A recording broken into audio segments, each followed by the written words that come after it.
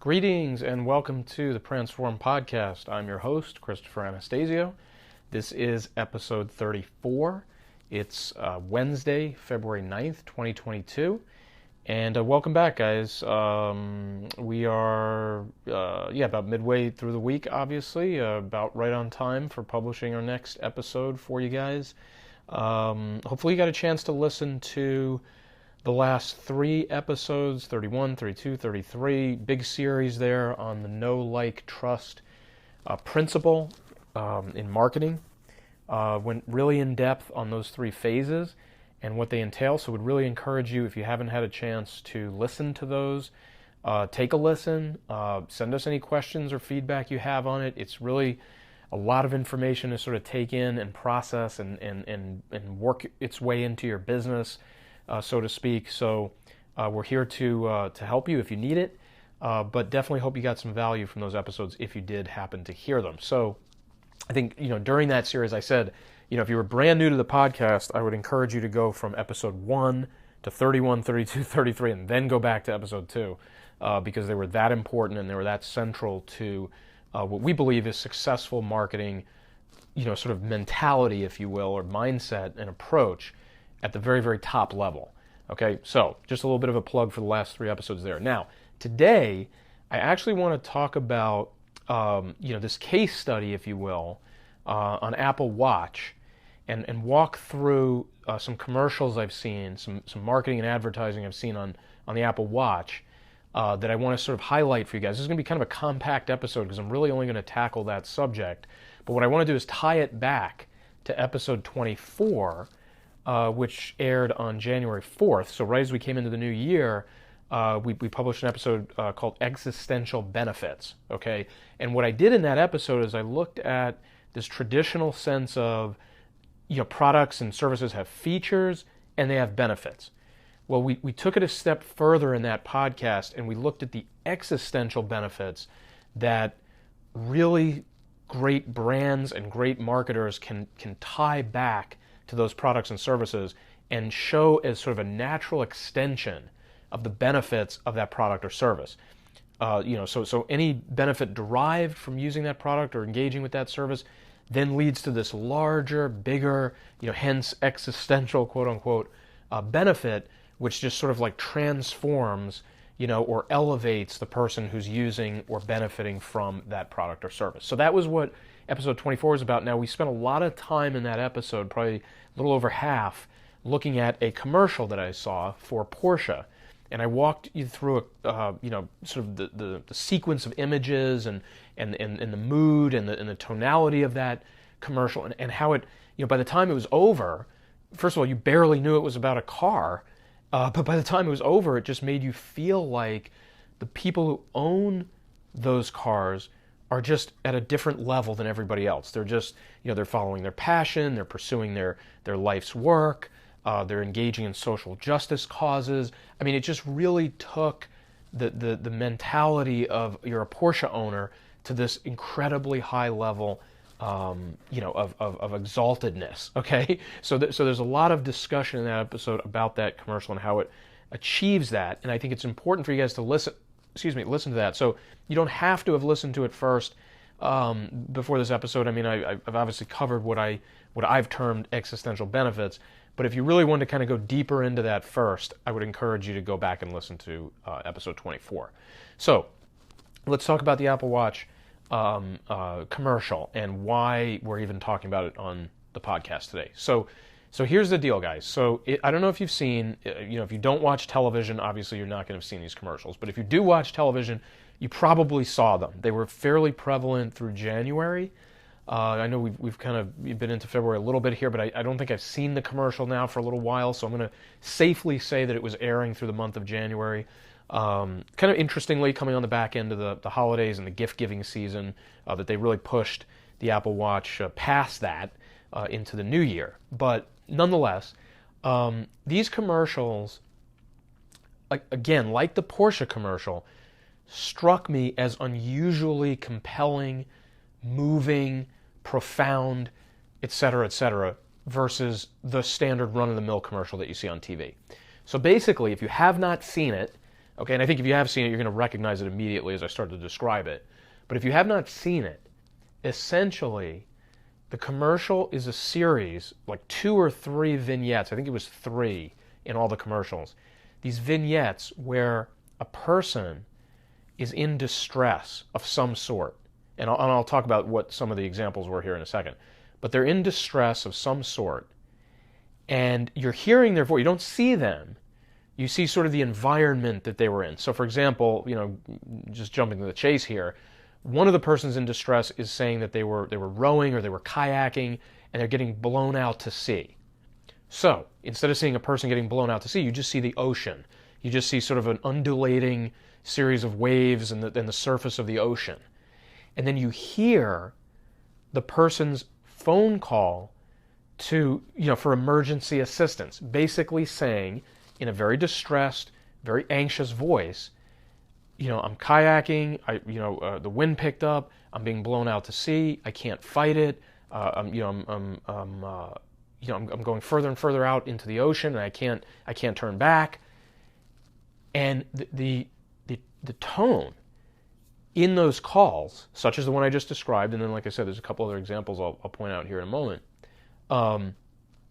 it strikes you, it grabs you. You hear in the person's voice that quiver, that anxiety, that growing sense of dread, like, oh my God, I am in a situation that I cannot reverse. I cannot get out of on my own. I need help. I need to be able to reach somebody who then needs to be able to send somebody to help me.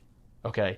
And it comes through the sound and the tone of these calls so clearly, at least for me. I mean, obviously if you guys have seen these and you don't know what I'm really talking about, well then, you probably are like, well, Chris, it didn't move me. But I think it'd be hard not to be. If you know which commercial I'm talking about and you've heard these things, I'm guessing you probably felt something as well when you watch this. Okay, now, some of the other vignettes that they had in there, and again, I don't know if these calls are actually real calls or if they were real calls and then they recreated them for the commercial. They do not, unless I missed it, there's no caveat like these are, fictional accounts that we're using as examples, or when they put the fine print at the bottom like, hey, this is not real, but this is an example of what could be real, kind of a thing. I don't see any language like that in these commercials. Okay, there is no caveating of these calls. So it kind of treats them like they really happened. And so the only question is, did it happen in the actual voice recording you're hearing when you watch the commercial, or did they replicate that? Did they go ahead and replicate that for the commercial? So that's the only open question there. But the bottom line is, there's another example where a gentleman is calling. He's like out in the woods or something, and he broke his leg, or he's on his farm, and he fell and he broke his leg, and he can't move, and there's nobody around, and he needs somebody to be sent to help him. Okay, so that was another one. I believe a third one, it was a woman who was hiking, or she may have been in the woods, and something happened. She fell, she injured herself. She's kind of lost. She needs help. Okay, so you had the ocean one, the farm one, the woods, the hiking, whatever it was, and you just you're seeing these examples that in some sense could be relatable. I mean, maybe if you don't do these types of extreme activities, some of them might be a little bit beyond the pale for you, but what you can do is you can hear the humanity in the calls. So even if you don't necessarily think you'll ever be kayaking out in the ocean, you can kind of hear the distress and you can hear the person panicking or starting to panic, right? And then, so you're hearing that through these vignettes, and then the commercial is sort of finishing off that vignette by showing or indicating that the person used their Apple Watch to make the call. And of course, the implication is that even though you may have your phone and your Apple Watch, strapped to your wrist, that, maybe you can't get to your phone. Maybe you dropped the phone. Maybe you lost the phone. Maybe the phone was on the other side, for the guy in the farm. Maybe the phone was on the other side of the barn and he fell out the other side and now he's laying, 15 feet below and he's nowhere near his phone. He has no chance to get to it. He has to have the accessibility of the watch because the watch is actually attached to him. Okay? So in a sense, what was so incredible for me about these commercials is I swear by not having the Apple Watch. I have an iPhone, I have AirPods for it, and that's about all the accessories I want for it. I don't want, 16 different things connecting to it and all this kind of stuff. So it's basically one of those things where I feel like, I was the kind of person who just swore by not having an Apple Watch. Never going to get it, never going to need it, never going to want it. I already have the iPhone, I'm good to go. After watching these commercials, I asked myself, should I have an Apple Watch? So these commercials literally were able to take me off a position I'd held for years. I mean, I don't know when the Apple Watch debuted. I think it was around 2015, 16, 17, somewhere in there. So I've thought this way for 5, 6, 7 years, okay? And all of a sudden, I watch these commercials, I hear these voices, I get the sense of the anxiety, and I immediately leave the commercial thinking, do I need an Apple Watch? What if I was separated from my phone? What if my phone was across the room? What if my phone fell out of my pocket, wherever, and I couldn't get back to it or something like that? And it was this emergency where the only chance I had was to actually have the device strapped to me. To actually have the device on my body, on my persona. Okay? So that's what was so powerful about it. So once you guys kind of think about that a little bit, obviously if you've seen the commercial, you can think about it better. If you if you haven't seen it, I would encourage you to look it up and just Apple Watch commercial 2022 or 2021, whatever they first started airing it, and I'm sure you'll be able to see it and to kind of get some sense of what I'm talking about here. Okay, so now what does this have to do with existential benefits? So let's kind of wrap it up there. So when we talked about in episode 24 the Porsche, we talked about the feature is it has a big engine that has 6,000 RPM, and the benefit is it goes really, really fast and gets you from point A to point B really, really fast. But the existential benefit is that it transforms your life, and you become more purposeful, you become more accomplished, you become more cause-related in your activity, right? So it just takes you this whole new set of heights, right? So that was that case study, the Porsche commercial. Now let's talk about the Apple Watch commercial. So let's walk through it just the same way. What's the feature? The feature is the Apple Watch indicates your latitude and longitudinal coordinates. Okay, so that's the technical feature. It tracks and indicates and knows those metrics, right? Those identifiers, if you will. The benefit is you always know where you are, right? I mean, that's not a technical feature. That's a benefit of having an Apple Watch that always knows your latitude and longitude. Is you always know where you are. You always can be pinpointed one way or the other, right? Here's the kicker. The existential benefit is the Apple Watch can and will potentially save your life. And I say potentially meaning if you ever end up in one of these life-threatening situations. So think about that. Feature, tracks latitude and longitude. Benefit, you always know where you are. Existential benefit, it saves your life. Now think about that. When you can convince somebody that, hey, this watch that you're going to put on your wrist, you're going to buy from us for $999 to put on your wrist, it's going to save your life one day. That becomes an unassailable premise for that person to purchase that product. Okay, they literally are like, oh my God, like, yes, this thing will save my life. Here, please take my $999. My life is worth more than $999. So you see what I'm saying? So you've reached a point, and this is the same thing I pointed out with the Porsche, I'll point it out again with the Apple Watch. The brand takes over. The pricing goes out the window. The logic goes out the window. And the brand becomes the sale point. It becomes the thrust behind the sale. So it just overtakes you. You just believe in it so much. You're not comparison. You're like, well, what other watches out there saved my life? You don't think that way. You think, oh my God, Apple, they're the best. The brand, the half-bitten Apple, blah, blah, blah, blah. I know this brand. I am in tune with this brand. I own other products by this brand. I have an iPhone. I have an iPad. I have a Mac. I have AirPods, whatever. I need this watch. It is going to save my life. It is the only thing that connects directly to my body, and I may need something connected to my body. Okay? So that's the whole feature, benefit, existential benefit sequence that Apple, whether they did this on purpose or not, I have absolutely no idea, but that's the sequence they traverse in these commercials, much like Porsche did in its Dreamers, One of Us, I believe was the titling on that commercial I talked about in episode 24. So that's it. So the Porsche brand takes over, the logo, the shield becomes the recognizable thing that sells that idea and that ideal that, okay, this is going to benefit me in such a way that it cannot be measured, it cannot be rivaled by anything else. And again, same thing with the Apple Watch, same thing with these commercials, establishing that kind of effect and establishing that kind of mindset in the viewer of the commercial. Okay, so it's really, really something that I think that when you guys see this, it's going to click. It's going to be like, okay, that's what Chris was talking about. That is absolutely, what is happening when I watch this commercial. Okay, so anyway, I encourage you guys to check it out. We'll go ahead and, assuming it's still up there on YouTube, I'm pretty sure it's going to be. Obviously, we've encouraged you to go there. We can put it up as well in our, on our platforms and in our locations. You can take a look at it and just think about how this can be applied to your business and your brand. Now, maybe you're not there yet to say, yeah, I'm fully branded at this point and I can get away with something like that.